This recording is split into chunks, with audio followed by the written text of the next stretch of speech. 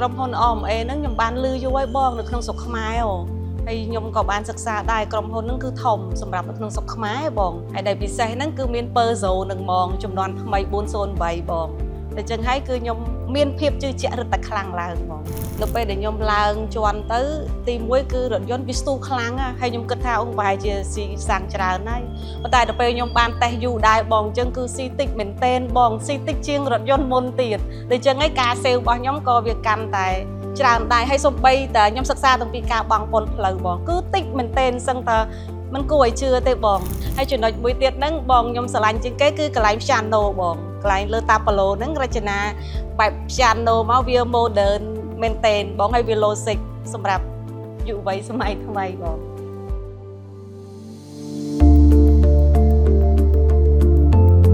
មូលហេតុដែលខ្ញុំសម្រេចចិត្តទិញរថយន្ត Perzo ដំបូងឡើយខ្ញុំបានមើលតាម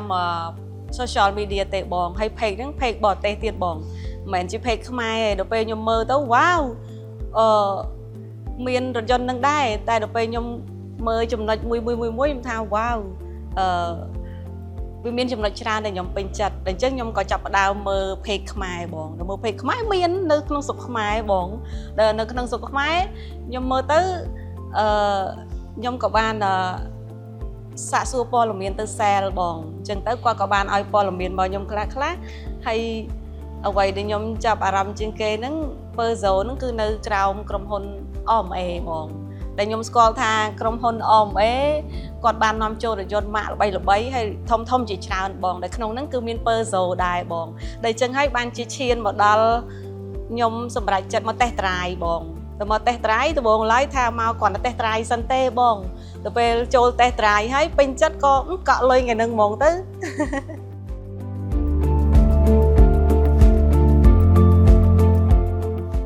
បងក្រុមហ៊ុន OMA ហ្នឹងខ្ញុំបានឮយូរហើយបងនៅក្នុងស្រុកខ្មែរ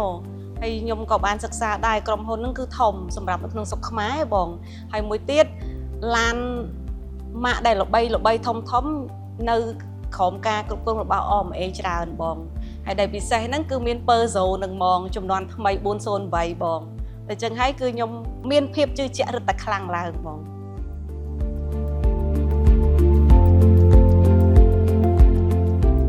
បើនិយាយពីកន្លែងស្រឡាញ់រូបរាងខ្ញុំស្រឡាញ់កន្លែងទី1គឺ logo ក្បាលតោមើលទៅវាអំណាចកាចខាងក្នុងនៃរថយន្តខ្ញុំចូលទៅមើលគឺខ្ញុំចាប់អារម្មណ៍បើសួរស្រឡាញ់កន្លែងណាគឺមហោលនឹងហ្មងបងខាងក្នុងប៉ុន្តែចំណុចដែលខ្ញុំចាប់អារម្មណ៍ជាងគេគឺចង្កឹះលេខបងដោយសារចង្កឹះលេខពេលដែលខ្ញុំចូលទៅខ្ញុំអង្គុយឆ្ងល់ថាកន្លែងហ្នឹងគឺជាអីបង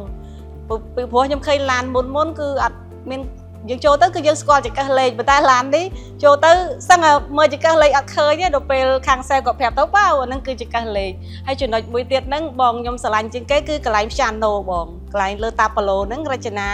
បែប piano មកវា modern មែនតែនបងហើយវា logic គឺខ្ញុំមើលមកផ្នែកទាំងក្នុងទាំងក្រៅគឺគ្រប់ចំណុចខ្ញុំយល់ថាខ្ញុំពេញចិត្តគ្រប់ចំណុចបង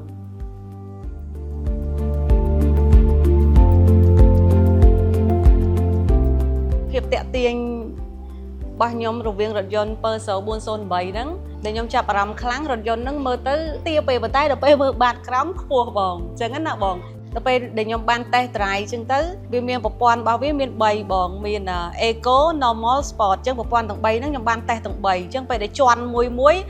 គឺដាច់ចេញពីគ្នាហ្មងប្លែកហ្មងហើយមួយទៀតឡាននេះបងយើងមើលទៅឃើញទាបពេលប៉ុន្តែដល់ពេលយើងបានឡើងតេស្តត្រាយយើងដឹងថាឡាននេះมันខ្ពស់ហើយក៏មិនទាបខ្លាំងវាកដាលបង